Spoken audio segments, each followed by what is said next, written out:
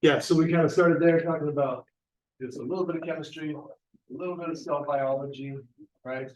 And now we're going to dive into the next level of anatomy and physiology, which is looking at how these cells come together to form tissues. Okay, so that is the study of histology. Okay, so one thing I think about when I think about tissues and how they kind of all come together to form the bodies that we have is just first one from Corinthians. First Corinthians says, "For just as the body is one, it has many members, and all the members of the body, though many, are one body, so it is Christ." Right, this idea that the church and the people that follow Christ are make up the body of Christ. Right, and same idea when we're looking at all the different little parts of the body, all the tissues, how they come together to create the full body. That's what we're looking at. So let's dive into it. So the definition of tissue here is a group of cells that are similar in a few ways. They're similar in their structure, and they probably perform similar or at least related functions.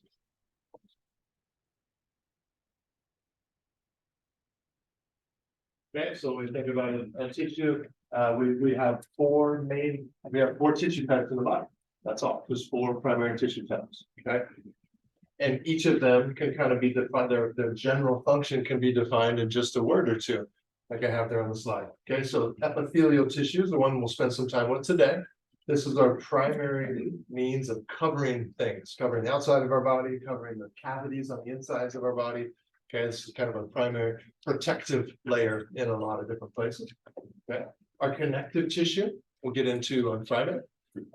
And that one is primary role is to support the body, kind of hold us up, hold it together, anchor things down. Okay, the nervous system and the nervous tissue controls, right? So primary control system in the body, and then our muscle tissue produces movement of some sort. Okay, so histology is the study of tissue.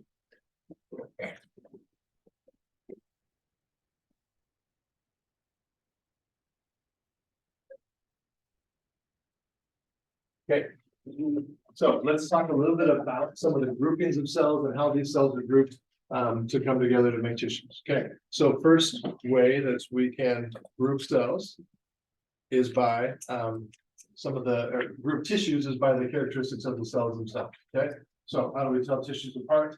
One of those main ways is the organelles that we find in those cells. Okay, so some examples of that, our skeletal muscle cells are called myocytes. Okay, and we're going to start seeing a lot of these words like that have a suffix of "site," which means cell. Okay, we see site, I mean some kind of a cell, and then they'll have a different prefix depending on what type of cell it is. Right, so myo is muscle. Okay, so these are muscle cells. Okay, one thing about skeletal muscle cells, they're just packed with mitochondria. Lots and lots of mitochondria, okay, because they have to make a lot of energy, right? They break down a lot of ATP, and they're using more energy than a typical cell, right? So lots and lots of metabolism.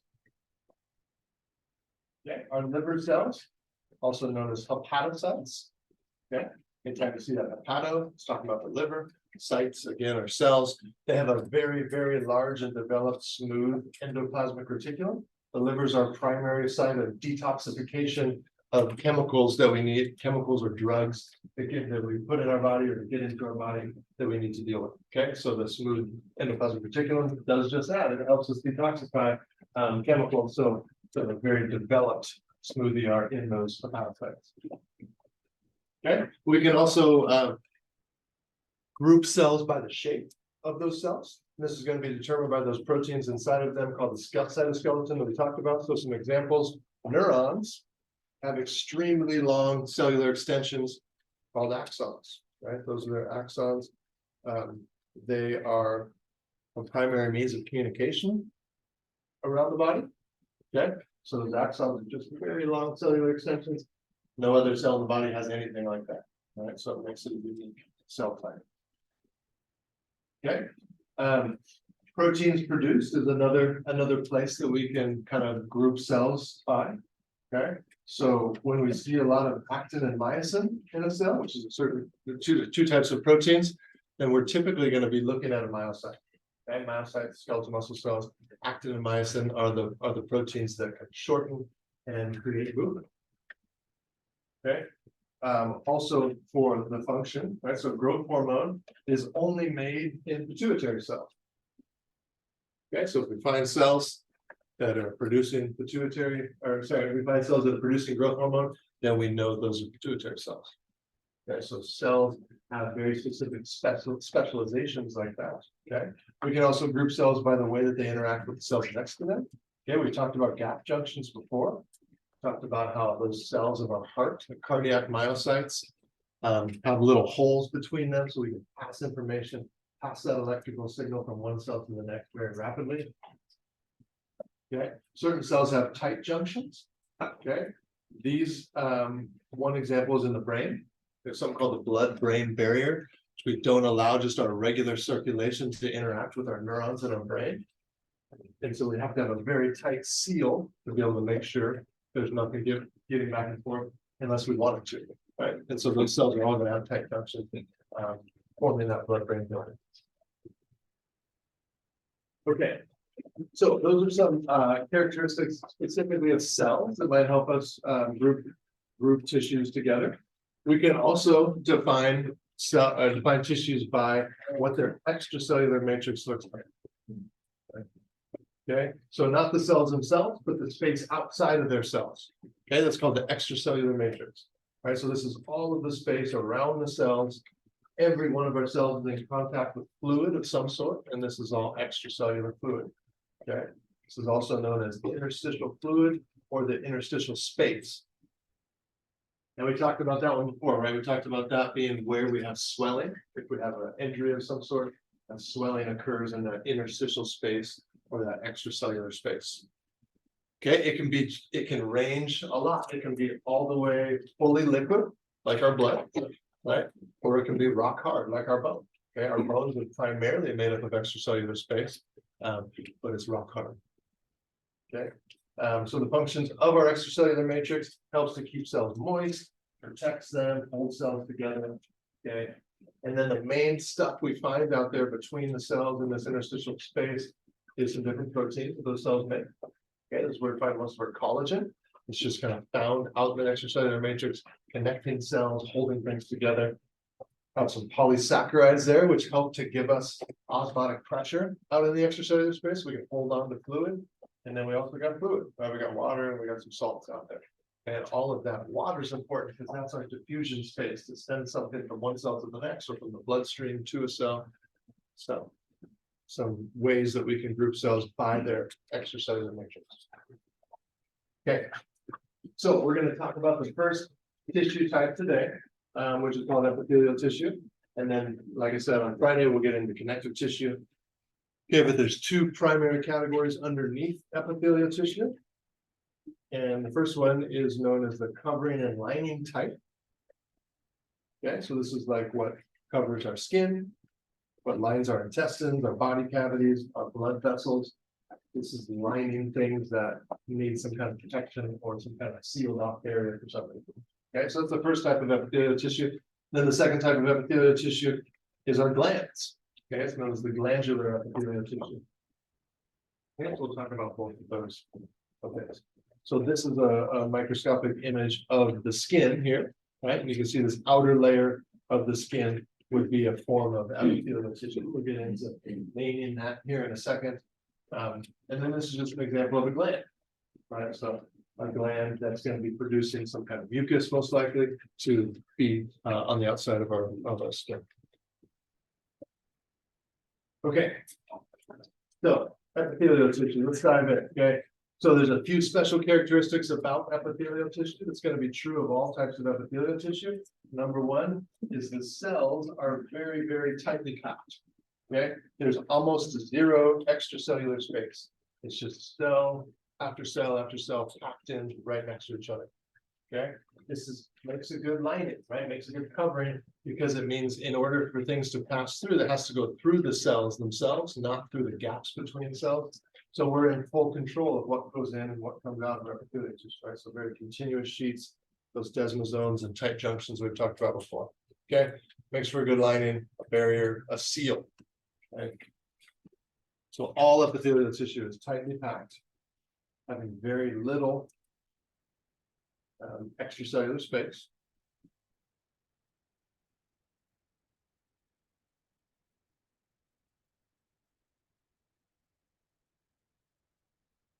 Okay. Epithelial tissue also contains cells that are considered polar.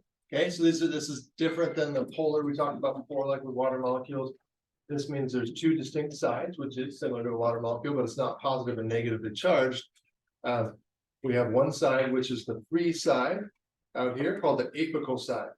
Okay, so this would be the side that's facing the space that we're kind of protected from, right? So on our skin, it's the side that faces the air, right? Lining our respiratory tract would be the side that faces the air as well. Lining our digestive tract would be the side that faces where the food passes through, right? So that's the apical side. Okay, a lot of times we see microvilli here. Okay, this helps to increase the surface area. We see this in our intestines. Right, there's a special structure called the brush border. All these little fingers sticking up off of those cells that we put a bunch of enzymes in that help us digest all the food products that we put it in our digestive tract. Okay, some have cilia, like our respiratory system. Talked about that before. That kind of there's mucus there that kind of can grab onto dust and push those things back up out of the throat. Okay, so that's the apical side, and then the basal surface is the other side. This is kind of the anchor point of those cells. Right, so the basal surface is down there on the bottom. That's the anchor point. Okay, so on the bottom there, we have something that's called the basement membrane. And we can see this right here. You look right there. So the basement membrane contains two distinct parts. It contains what's called the basal lamina, which is part of the epithelial tissue.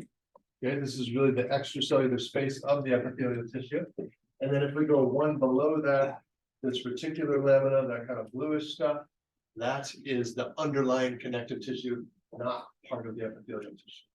Okay, so that's going to take us right to our next characteristic of epithelial tissue. If all epithelial tissue is supported by connective tissue. Okay, so we always have connective tissue directly below epithelial tissue to hold it in place. Okay, so that's that reticular. So the just underneath that basal lamina, it was above, is the reticular lamina. Okay, which just has these fine little collagen protein fibers, which are all interconnected with a larger network of connective tissue all throughout our body. Okay, so again, just like I pointed out on the image on the last slide, the basal lamina plus the reticular lamina makes up what's known as the basement membrane. And we have that across all of our epithelial tissue. Top part is part of the epithelial tissue, the extracellular space, and then right below that is connective tissue, holding it all down. Okay, two more characteristics. This one here is avascular, that's innervated. So like it says there, that means there's no blood vessels in epithelial tissue, avascular. Okay, but it does have connection to the nervous system. That's what the innervated part is.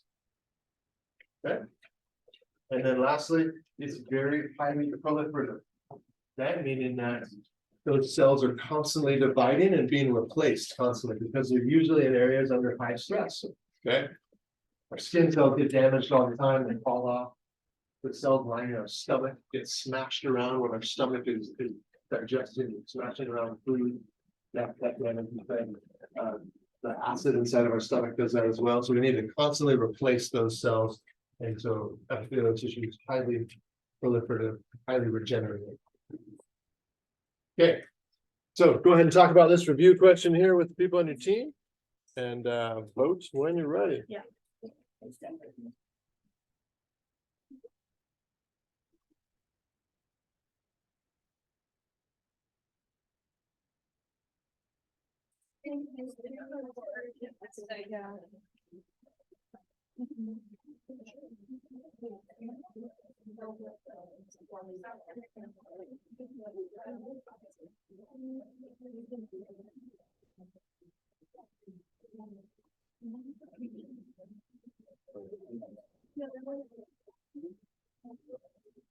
Feels like one of those like activities where you have to say it. I thought I'm going back and she's going with the rock. Okay, we love it.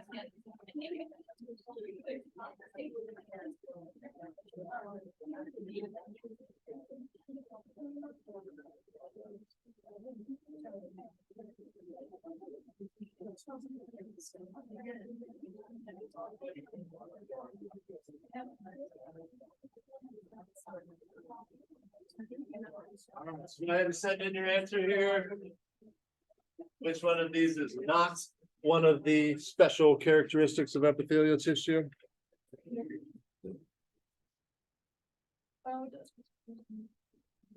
All right, anybody else? Got 65, it's pretty close, 66. 67. Almost there. Yeah, I'll leave it open for just a sec. 69, that might be the highest I've seen. We get to 70. We did get to 70. That's pretty good. Okay, almost everybody. All right, so in everybody, 96% of you at least are saying B. Blood vessels found here, but no nerves. It's the opposite, right? No blood vessels, but yes, nerves. Okay. So that's just kind of the general information about histology, general information about epithelial tissue. Now we're going to dive into specific types of epithelial tissue. Right. So let's do that. All right. So we've got a couple different ways that we classify epithelial tissue. Okay. One of those ways is by the number of cell layers that we have in the tissue.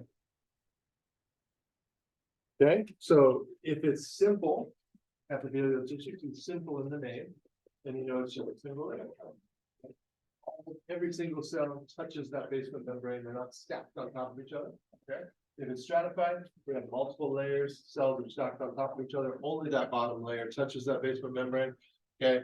If it's pseudo-stratified, it kind of looks like there's more than one layer because they kind of move around each other a little bit, but they don't actually stack on top of each other. All of them actually do touch the basement membrane, just maybe not in such an orderly fashion. Okay, so why don't you guys take a sec and just vote on that question there. Which one of these would be pseudo-stratified? If you're looking at A, B, and C there, and just identify all of them with the people on your team briefly. Okay, go ahead. Send in the pseudo-stratified one there on your clickers. Yeah.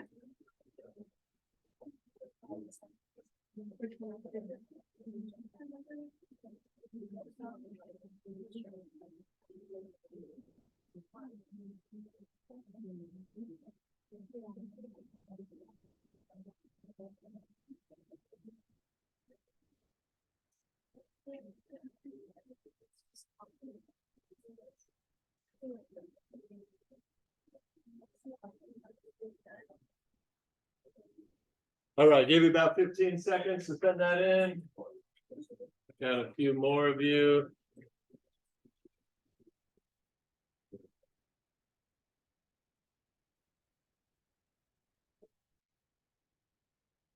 All right, just about got it. I'll leave it open for a second. So yeah, so almost everybody is saying A is the pseudo-stratified one for sure. One thing with pseudo-stratified epithelial tissue is commonly ciliated. So that's what that kind of like furry stuff looks like on top. That's cilia. Okay. And you can see that it almost looks like these nuclei are stacked on top of each other, but they're not quite, right? One of them kind of tucks behind the other one to get to the basement membrane. Okay, whereas if you compare that with C, which is the stratified one, right, then you can clearly see lots of nuclei stacked on top of each other, multiple layers of cells. And then B, obviously being the simple one, where it's just that single layer of cells. And the cells are so flat, actually, that the nucleus creates a little bump inside of them, right? That you actually typically see a bump like that where the nucleus sits. Okay, so that's our first way. So we can classify them as simple, stratified, or pseudo-stratified. Okay, but then we can also classify them by the shape of the cell. Okay, it can be squamous, which means flat. It can be cuboidal, which means cube shaped, or it can be column shaped.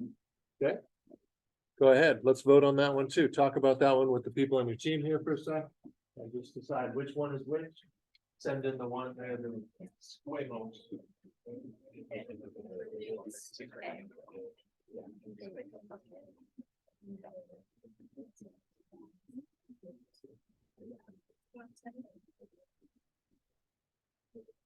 Oh, wow.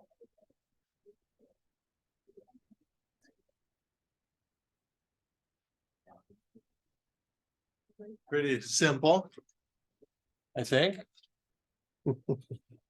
Just trying to keep you awake. All right. Anybody else? We got them all in there? Okay, actually in the right order for you and everything, not too challenging. Okay, so most of you said A, is the squamous one, B is the cuboidal, columnar is the C. Okay, so pretty simple, right? So we can have both of those same words in the name of epithelial tissue. You will commonly see that. We might have simple squamous epithelial tissue, right? That'll be what we're talking about. So we'll commonly have two of those same words, two of those words in the name of the tissue. Okay, so that's again just kind of general. Now we'll get into the specific types. Okay, in this section of the class, there will be a lot of identification of tissues on the quizzes and on the exams as well. Okay, so you'll see a microscope slide of a tissue. Okay, and you'll have to identify it. Okay, so a few things here to help you with that. Okay, number one, you need to visually identify it. Okay, both the drawing and the photograph. So you'll see some of each when we're going through the slides here. Okay, and then you'll need to know the characteristics of that tissue. What are the primary functions of that tissue? And then where are some example places that we find that tissue in the body? And I'll give you those. Okay, you don't need to know more than what I have on the slides, but you just need to know those three things, four things, really be able to visually identify what are the primary characteristics, what are the functions, and where in the body do we find that tissue. Okay. All right. So let's look at the first one. Simple squamous epithelium. Okay, so simple squamous epithelium, as the name suggests, there's one layer of flat cells. Okay, we can see single flat, often hexagonal in shape. Okay, the two primary functions here are getting things to pass through them.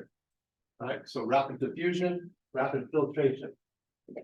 Okay, so this one here is our biggest collection of simple squamous epithelial tissue in the body. It's our endothelium, vascular endothelium.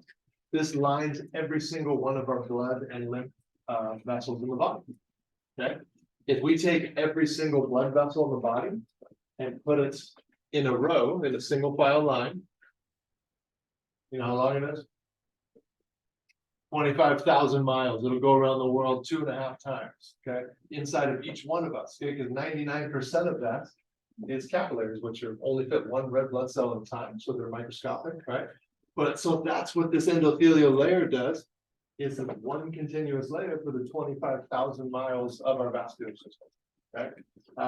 We also have this in the lining of our lungs. Makes sense, right? We need to pass oxygen and CO2 out of the lungs. If it's out of the lungs to the blood, if it's oxygen, out of the blood to the lungs, if it's CO2, right? And then also in our what's called a mesothelium, which is this special membrane that lines our thoracic cavity. Okay, so those are the three spots, right? So flat cells, because we want to be able to push things through them somewhat easily. All right, so here's what it looks like. The simple squamous epithelial tissue. This is an example from our lungs. Okay, this is that's what's called the alveoli of our lungs. This is where we're doing gas exchange. Right, so looking at kind of more of a zoomed in version here. All right, a little bit more zoomed out over here. Okay, you can make out the border of the cell, and then you can find a single nucleus typically there in the middle of the cell. Okay, so that's the first one, simple squamous. Second one, simple cuboidal. Right, so a single layer. Right, they're all cube shaped. Kind of looks like a string of beads. Okay, sometimes we'll see microvilli and cilia on these. So these aren't so much about filtration or diffusion, but they're about a little bit more active processes, which are similar, which is secretion and absorption, right? So we can pull things in through this, which would be the absorption one, or secretion, which would be sending things out into the cell. Okay, so the secretion part links directly to this, right? The glands in our bodies, right? So exocrine glands, endocrine glands. This is the type of tissue we find there. Okay, and then the kidney tubules, which would be doing both. It'd be absorbing some things that we want to pull out of the urine that we didn't want to lose, and then be adding some more things to the urine, which would be the secretion side. Okay, so here's some examples. This is an example from the kidneys. Okay, this is looking at so kidney tubules. Next semester we'll dive into this structure here. It's called the collecting duct, a little microscopic structure inside of our kidneys. Okay, but we have these lines of simple cuboidal cells on both sides. Right, so this is like taking that kidney tubule, chopping it down the middle, and then we're looking at the kind of the side that was chopped, right? So we can see those cube-shaped cells, but there's just one layer on both sides of where the urine would be passing through right here, right?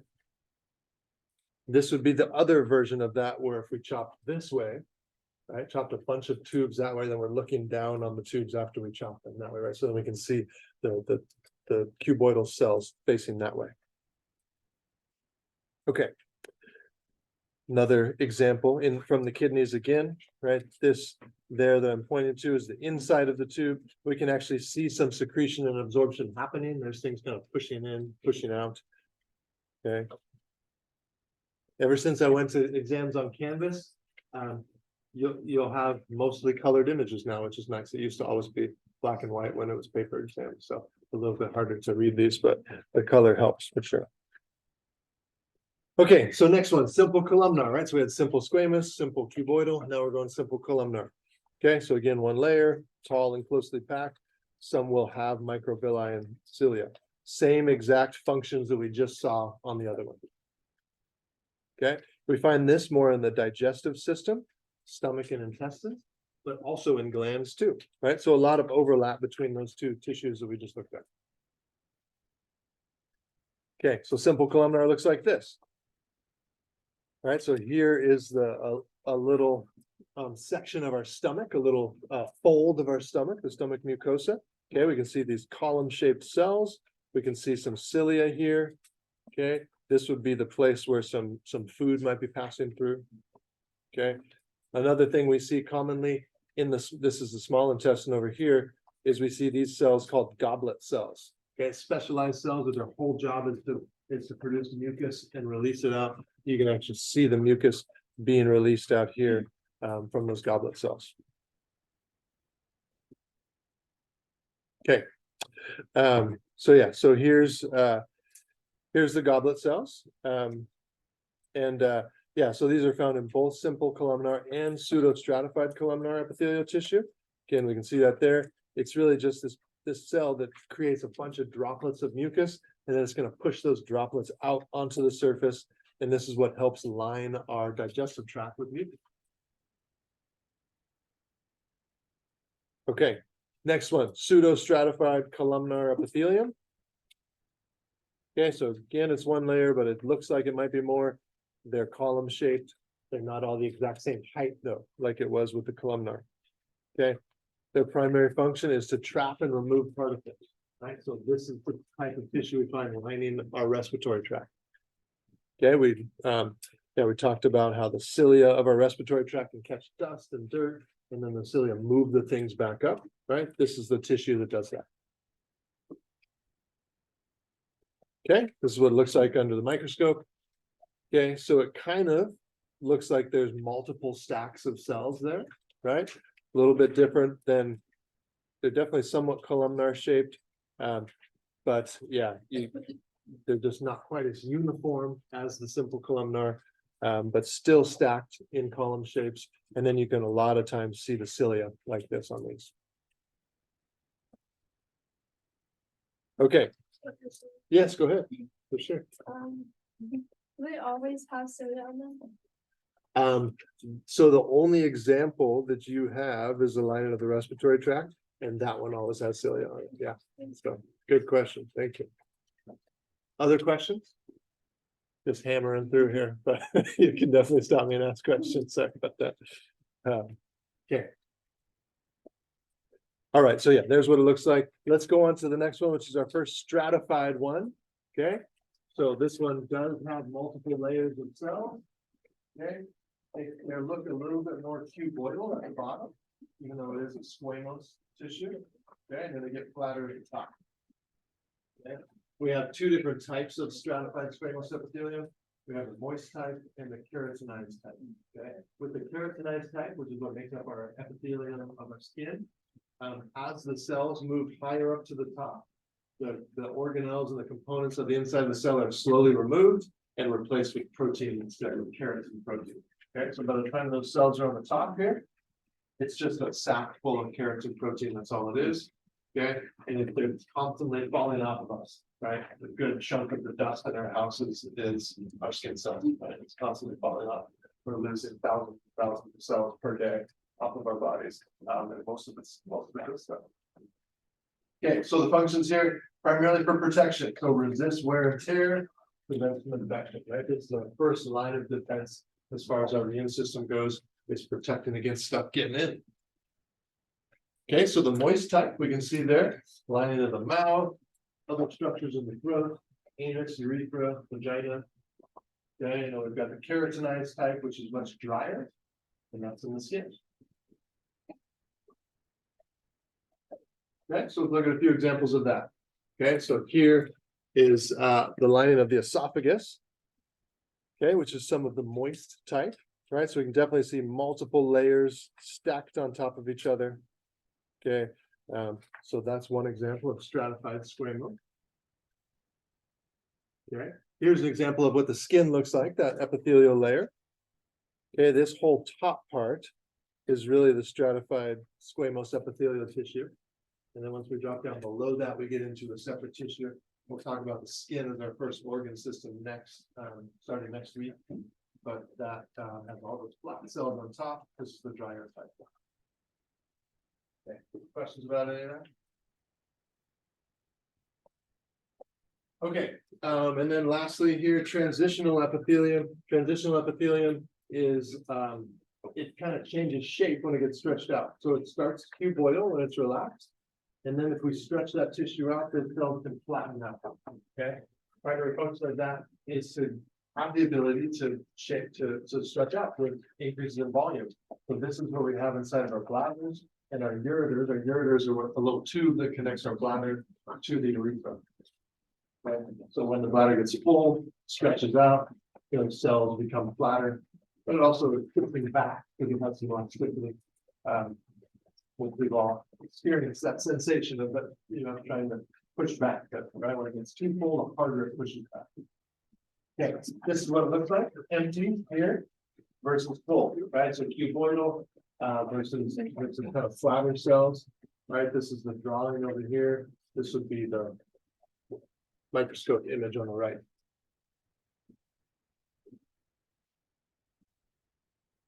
Okay. All right, so that is really it for the types of epithelial tissue. We'll just briefly talk about the glandular part of epithelial tissue, and then we'll end with just a few quicker questions identifying some of those tissue types.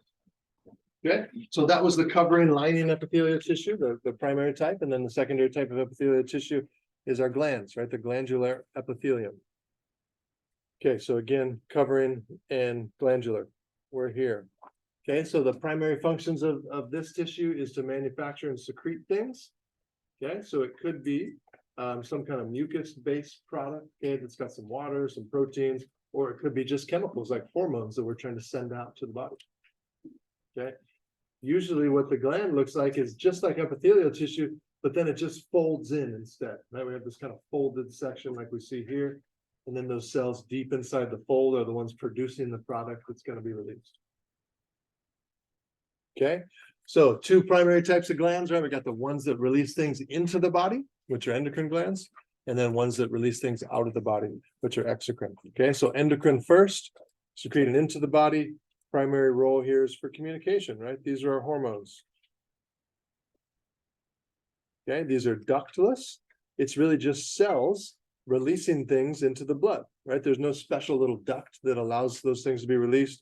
Okay, so the cells just use exocytosis, release things into the diffusion space around them, and it diffuses into the blood, and then goes out to the rest of the body. Okay, so hormones, lots of different structures of hormones. They can be amino acids, steroids, proteins.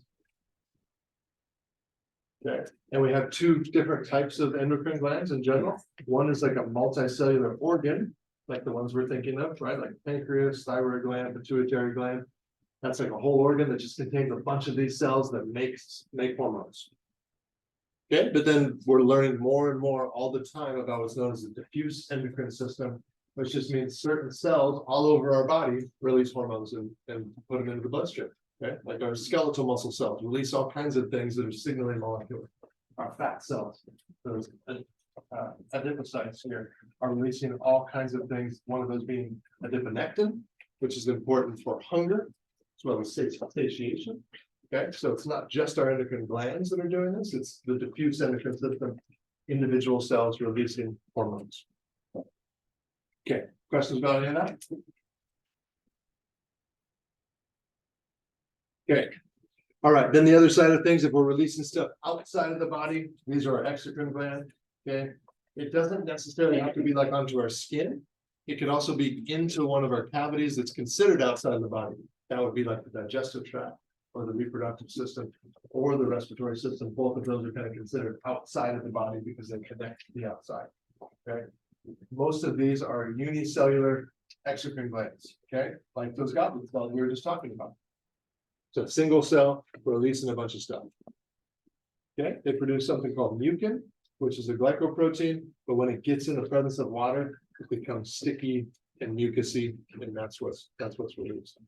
This is just a picture of a goblet, in case you're wondering what a goblet cell is. Okay. We also do have some multicellular exocrine glands, okay, and they have two, they have a few ways that they can release their products, okay. So we have what's known as merocrine, okay, which just do regular exocytosis, right? Something's in a vesicle, it fuses with the membrane, dumps out, okay. We also have what's called holocrine, which means the whole cell itself just breaks apart and dumps into the wherever it's being released. Okay, those ones tend to be much more oily. These are the glands that make zits, acne, right? Because if you think about it, what's the main thing that makes up the outside of the cell is lipids, right? So if the whole cell is dumping out onto your skin, then there's a bunch of lipid in that, right? And that's the sebaceous oil glands. And then lastly, apocrine, which is just a little portion of the cell is pinched off, and then that goes out, and that's what's secreted. Okay, so the cell can either stay fully intact and just release something, that's merocrine. A whole cell itself can get dumped out, which is holocrine, or a little chunk of it can get pinched off, which would be apocrine. Okay, take a second and answer that question on the clicker and decide which one is which by labeling all three of those.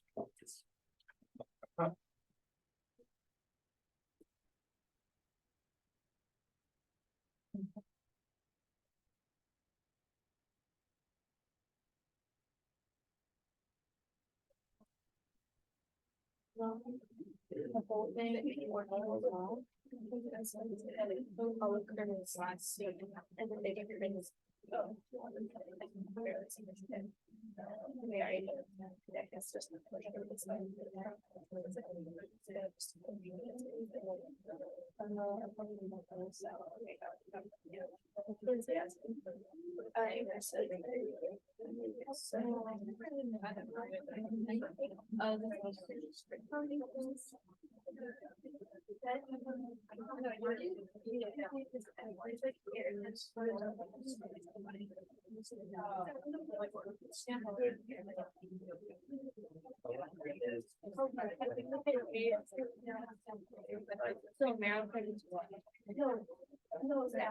I know, but what is it? Like, what is it? It's just,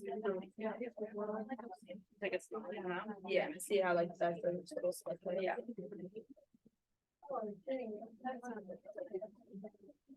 All right, 5 more seconds, couple more people. If you haven't sent it in yet, go ahead.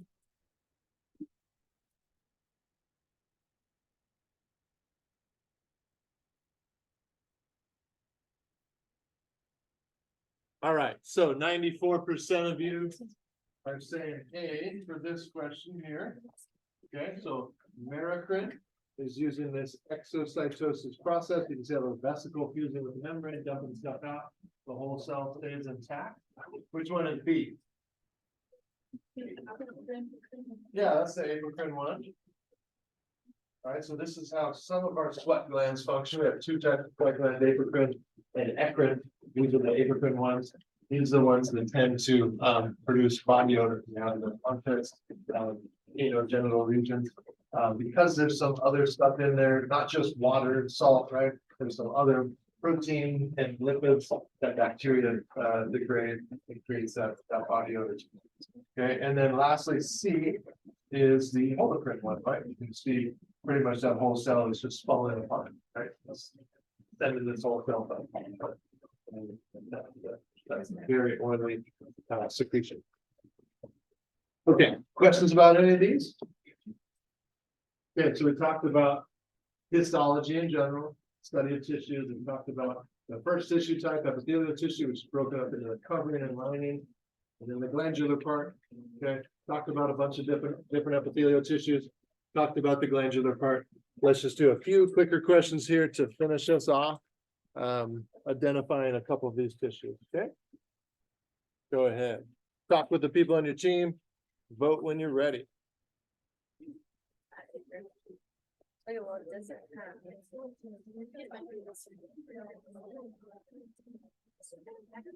what it is, and then maybe decide where you would find it.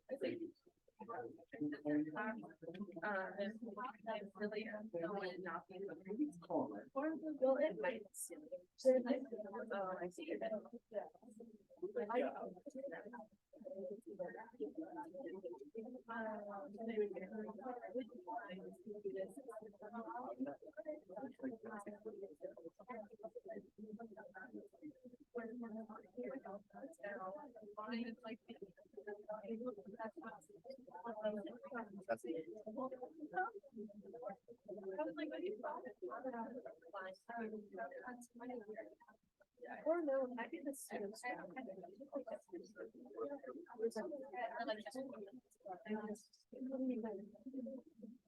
All right, maybe about 20 more seconds.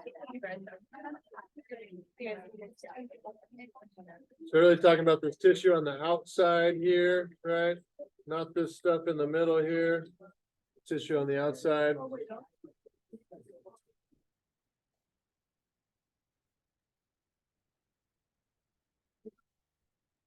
Okay, what do we got? Anybody else? Is that everybody?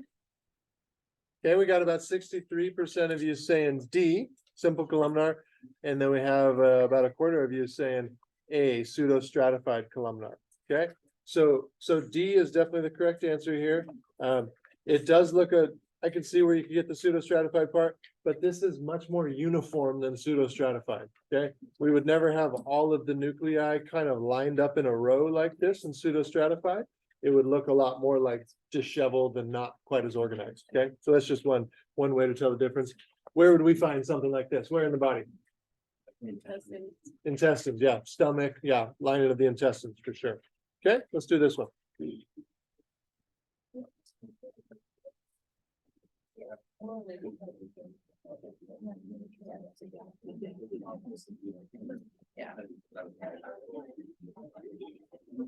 wait, is that? Yeah. Wait, so what's these are the same, right? These are the same, right?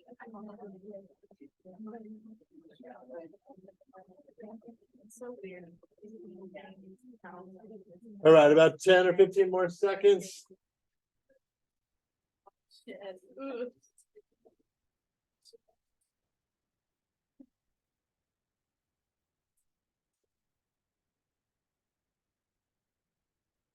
All right, anybody else? We got 61. I think there's about 9 more of you that haven't sent it in yet.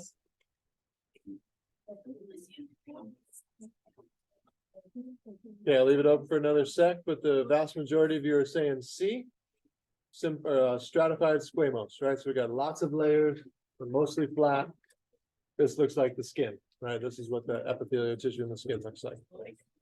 Okay, next one.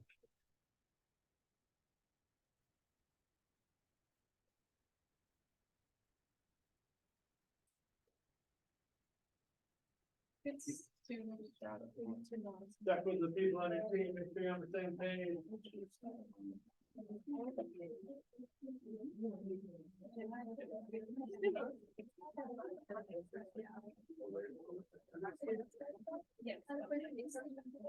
No. Identify it, talk about where you find it.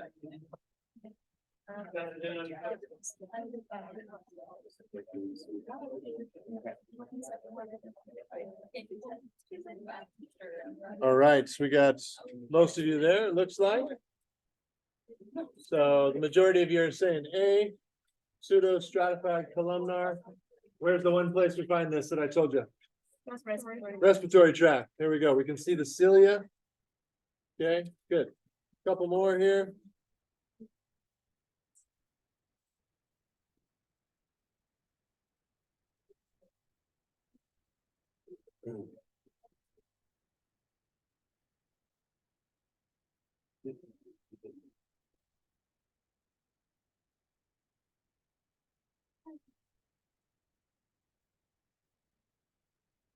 So just go ahead and press that button on your clicker again, just in case. Give you about 10 seconds.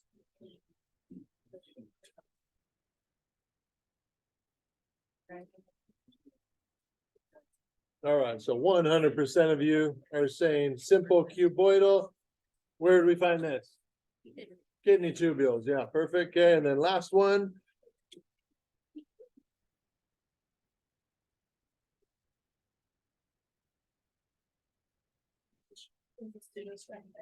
So a little strange looking, right? A little bit different.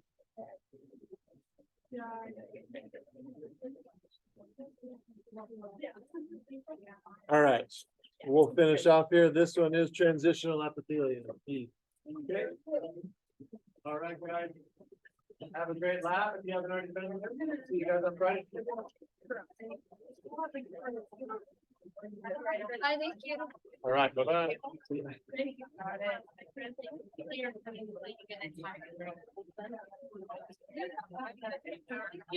All right, see ya. Bye.